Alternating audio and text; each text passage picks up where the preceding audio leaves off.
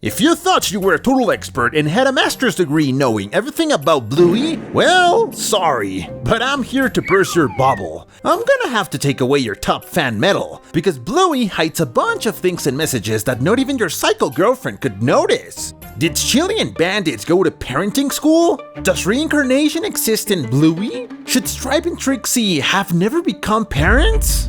Okay, seriously friends, let's sit down for this one. So make sure to go grab a donut and let's take a look at all these hidden things in Bluey.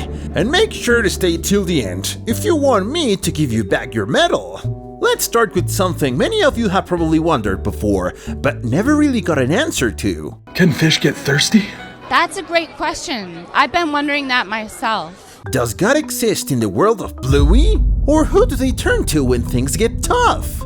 Well, let me tell you, this is not an easy question to answer, because it seems like there are no obvious signs of religion anywhere in the show. But this is not just a coincidence. In case you didn't know, the ABC network in Australia, the one that airs the show, has super strict rules about including religion in their programs. So yeah, they cannot include anything too explicit, just so there's no controversy or censorship, or so they don't end up blurring out Bandit's face. But Ludo Studios is pretty smart, and even with all these crazy restrictions, they found a way to sneak in a religious reference in the Easter episode. Throughout that whole episode, we see Bluey and Bingo hunting down for Easter eggs hidden around the house. But it's right at the end of the episode when they roll away the yoga ball and a bright light shines on their faces. You might think it means nothing, right? Well, wrong.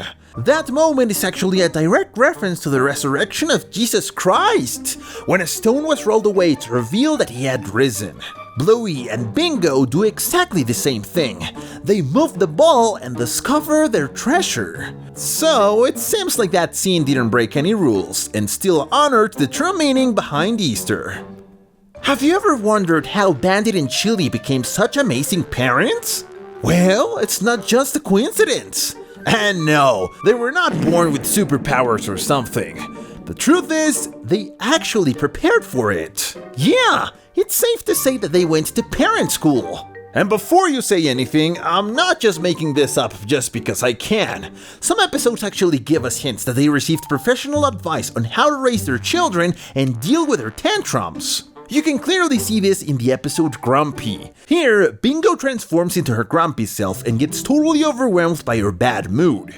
Instead of punishing her, Chilli and Bandit let her express her feelings. How? Well, Bandit puts on a Viking head and controls Bingo around while she's destroying stuff because she's upset. And some people may think that a quick slap on the head would solve it all. But chill out, friends. This is not a tutorial on how to get arrested. Instead of throwing punches and flying kicks, Mr. Sauerkraut and Chilli let Bingo release her emotions through play, but in a controlled, healthy way. Wow, that is pretty smart for a pair of beginner parents, right? And I say beginner compared to Coco's mom. Something similar happens in the episode Pavlova. Bluey and Bingo try to trick Bandit into giving them dessert before dinner. But instead of getting mad, Bandit plays the role of a fancy waiter who serves them everything except Pavlova. It's a clever way to set boundaries, while still letting the girls use their imagination and creativity. And there are plenty more episodes like these, like the episode The Creek, where one of the girls is scared of nature, but instead of getting annoyed and calling her a crybaby, Bandit helps her face her fears step by step, and also shows her it's okay to be scared, as long as you're working through it. We also have to remember the parenting book Bandit reads in the episode Burger Shop. But here's the mystery I want you guys to help me with. What's up with this dog? Well, maybe this dog was Bandit and Chilli's teacher for parenting. But who is he? Or she? It kinda looks like Marcus, Honey's dad. But there are a couple of differences, like the glasses or the dark spot on his back. Maybe it's just a resolution thing. I don't know. What do you guys think? Anyway, yeah, Chilli and Bandit actually attended parenting school. Now, let's talk about one of the most mysterious characters in the series, Chilli's mom. And wow, based on some subtle details the show has dropped, it's pretty clear that Chilli's mom passed away. Especially in the episode Dragon, where Chilli openly talks about how much she misses her mother. Which honestly would feel kind of strange if Bluey and Bingo's grandmother was still alive. But well, in that episode, Chilli tries to explain to Bluey that sadness and pain are not just things that disappear. You learn to live with them, accept them, and keep moving forward. And this would make a lot of sense if Chilli was still grieving her mother's death. But well, at the end of the episode, we see Chilli clinging to a beautiful horse and then letting it go, finally accepting her mother's passing.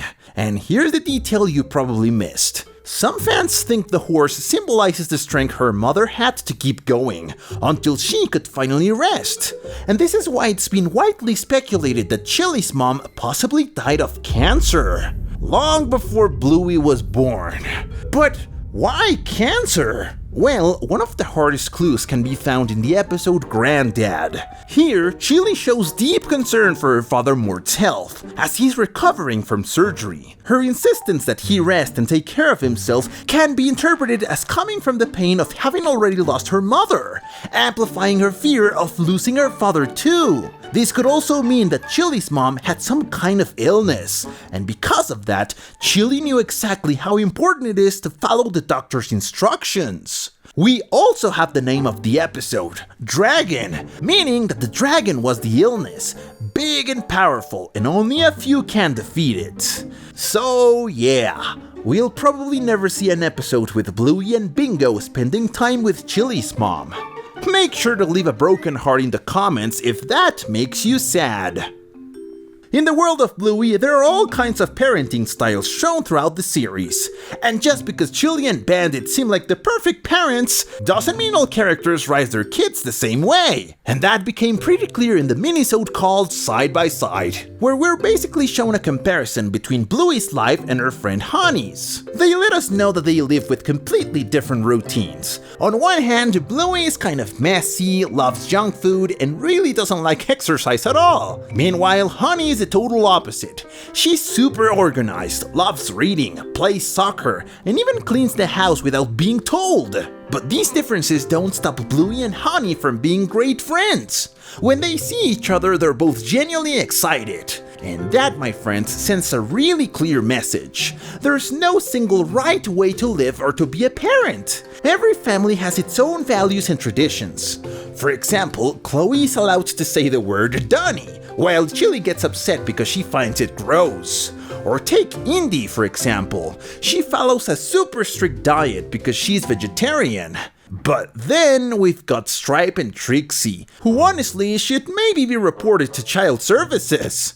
In some episodes, they clearly don't care about arguing in front of their kids.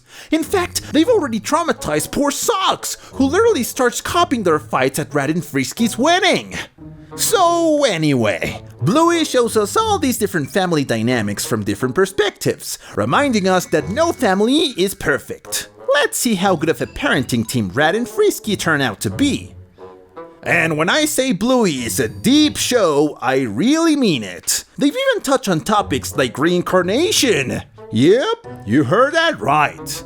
It happened in the episode The Dump. At first glance, it seems like the episode is just about recycling, but it goes way deeper than that. At one point, Bluey asks Bandit where she was before she was born, but Bandit awkwardly tries to dodge the question by playing dumb.